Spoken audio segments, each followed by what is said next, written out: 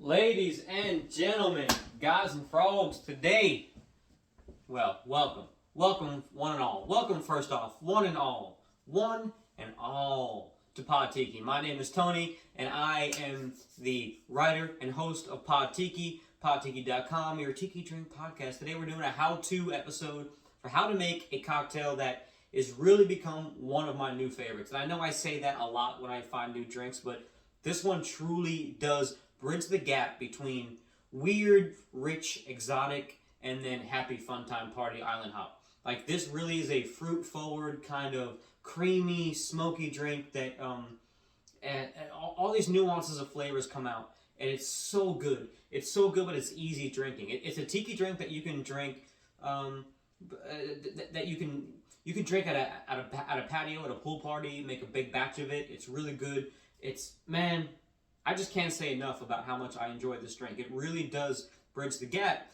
Now, what gap do you speak of? Well, I'm talking about drinks that are made by Don the Beachcomber. Don the Beachcomber, the Don of Tiki, the creator of Tiki, the very first Tiki bar, and Don Beach, who was the owner and proprietor, Ernest Gant, who changed his name to Don Beach. The full story is all in the Pod Tiki episode. Today we're making Nui Nui. Now, a Nui Nui cocktail started off as a drink called the Pupule. You can see why they changed it, because nobody wants to go to a bar and order a Pupule. So, anyway, the Nui Nui is a great cocktail. It's, I just can't say enough about how when I say bridge the gap, it's because a lot of Don the Beachcomber drinks, he leans into the exotic, right? Flavors that you wouldn't normally put in drinks, or it's a very culinary kind of approach to cocktail making. And in this drink, he kind of just uses his expertise to make a drink that is all of those things while still being kind of fun and fruity island party.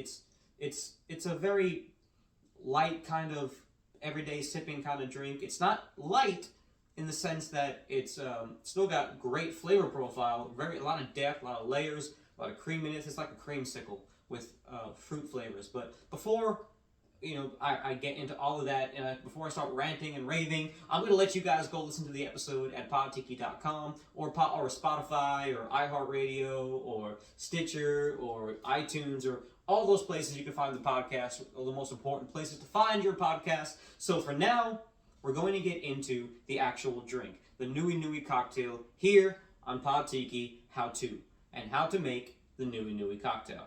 All right, we're going to start off with the rum. That's where we should always start off, right? Any good cocktail starts with the spirit. This drink calls for a Gold Virgin Islands rum. The most prevalent today would be Cruzan out of St. Croix. It's a very good rum. Don't let the price point let you or dissuade you from trying this rum. The regular Cruzan Gold is about $11 to $15 a bottle, and you're thinking, well, that's a cheap rum. No, it's a very good rum. It just hasn't gotten rum hasn't gotten to the point yet where people realize they can charge more for it. So let's keep that between me and you, okay? Now, like most spirits, if you go to their one level up, you get a smoother, richer flavor. I'm using Cruzan Single Barrel. Now, this only runs about $30 a bottle. It's not that bad. And you definitely can use regular Cruzan Gold. But I'm using this because it adds a bit of, it's a more refined rum. It's smoother, it's creamier, it has a bit of baking spice with banana and fruit and apricot. Apricot is a very prevalent flavor in this drink, although there's no apricot in this drink.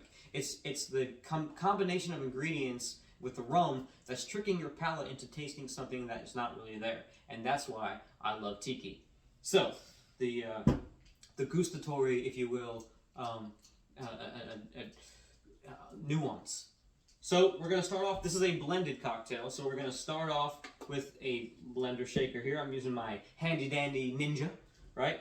We're going to do, oh, wait, hold on a second. I forgot one most important ingredient, and that is you cannot make a cocktail without a cocktail jigger.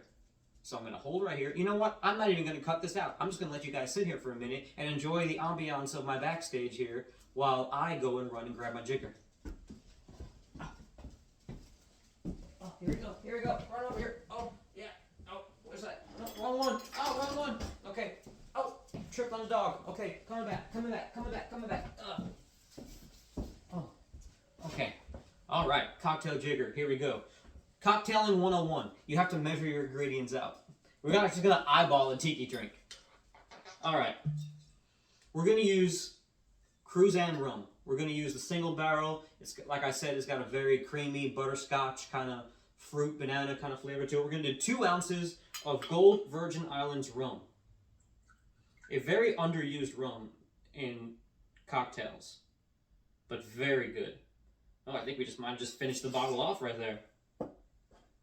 Look at that. You know what? You guys are getting a 1-2 punch. You guys are seeing me off the cuff today. Guess what? I'm going to finish this bottle off because it's right here.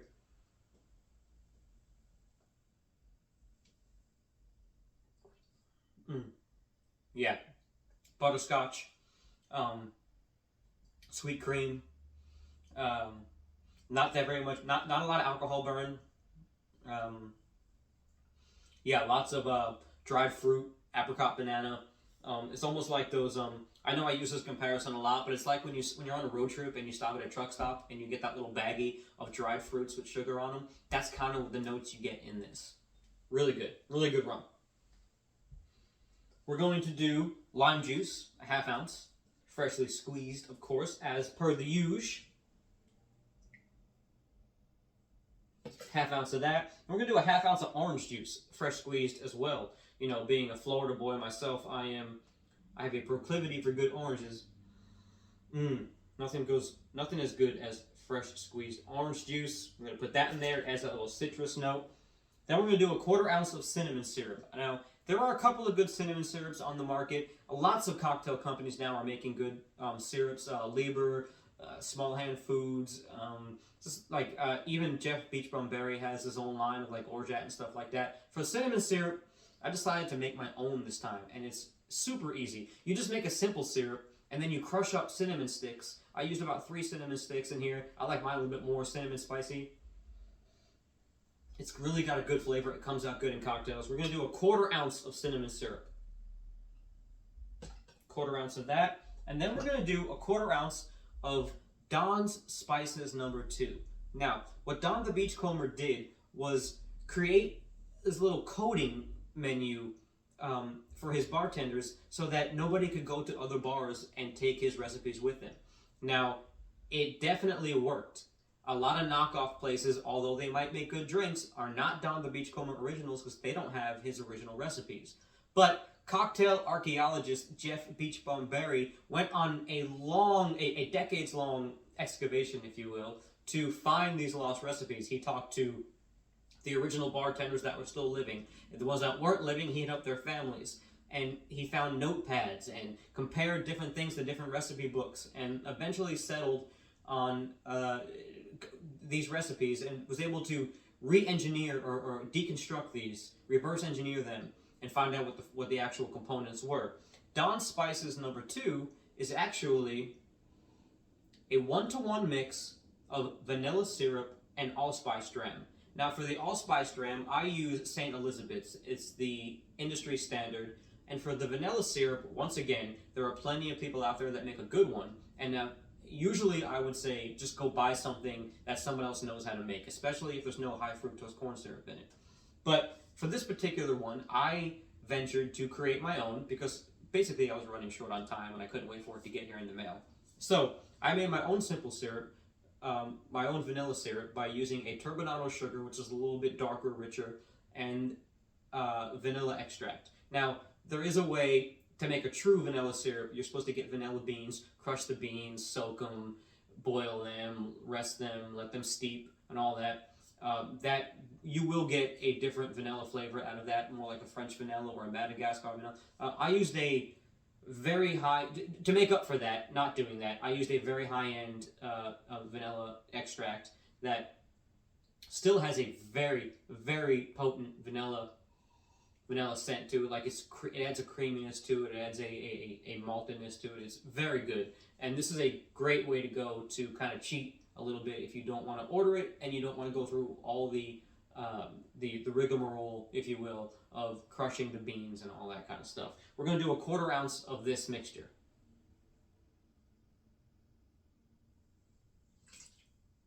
And then we're going to top that off with a few dashes of Angostura bitters. It's like the salt and pepper to a cocktail, right?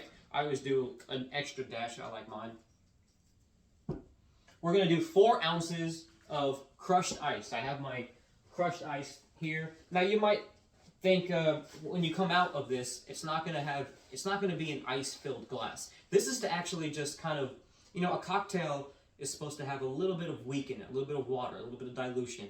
And the crushing this adds the dilution to the cocktail while still giving it a little bit of a bubbliness to it. It aerates the drink a little bit, and it gives it that kind of effervescence that tiki is kind of known for. It's not quite a carbonation, but it's a bubbliness that you get when you when you blend a small amount of crushed ice. We're gonna do 4 ounces of this in here.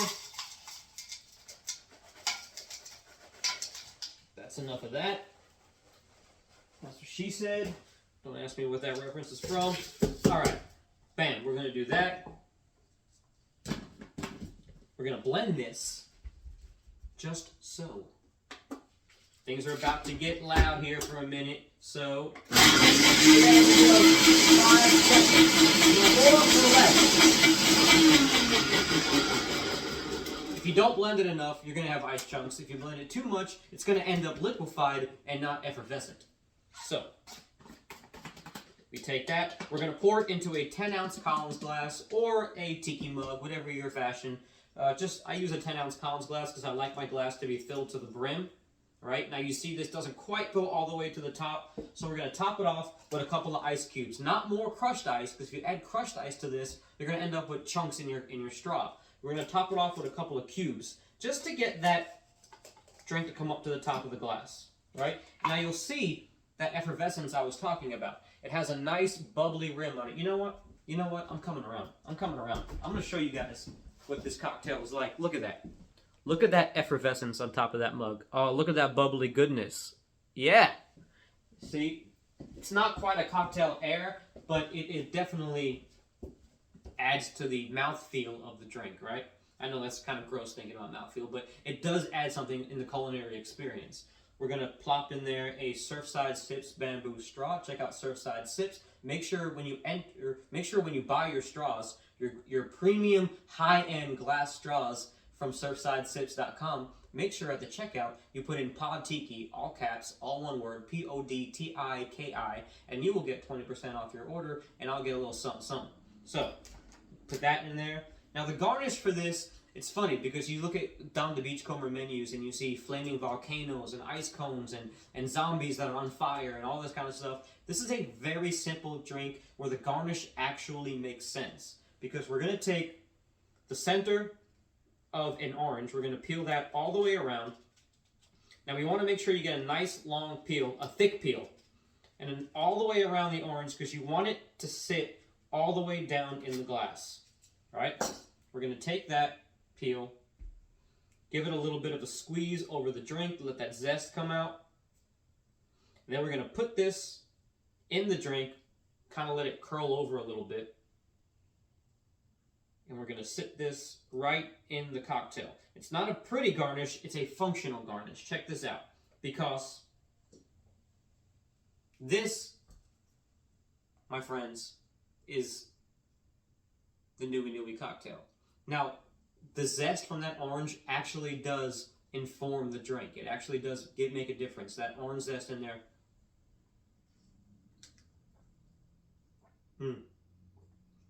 All right.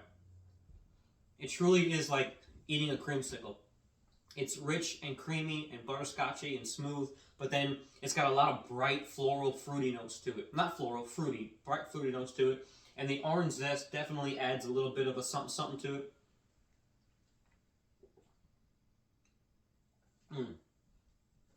This is a cocktail that is sure to please. It's nice, bright orange flavor. Look at the bright orange hue. I mean, there's nothing wrong with this cocktail. It's the perfect cocktail. Nothing over the top, nothing under. Every ingredient is perfectly proportioned. Down at the Beachcomber was just a master. You get the vanilla notes. You get the little bit of the cinnamon, but it almost blends together so well that you can't pick out any flavors. It makes a new tertiary flavor that is just so good.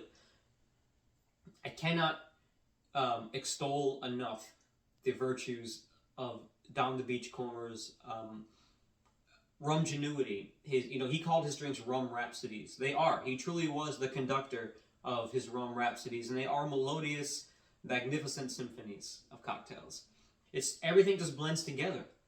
This is a perfect example of how tiki drinks that got a bad rap can be saved, because this is not too far in any direction. It's rich and creamy and fruity and a little bit of umami-ness, I guess, from the vanilla, but it does definitely stand out. And it stands out differently from Don's other drinks, because Don's other drinks were very exotic. A lot of hard flavors, a lot of things like that. Perfectly balanced, but unique and unubiquitous, untasted. And this drink plays on the flavors that anybody who's into tropical cocktails could like this drink, but there's something more to it, especially when you use a higher end St. Croix rum. Well, that is the Nui Nui cocktail, and I hope you have a good week and a good month and a good holiday season, and well, salud, cheers. I'm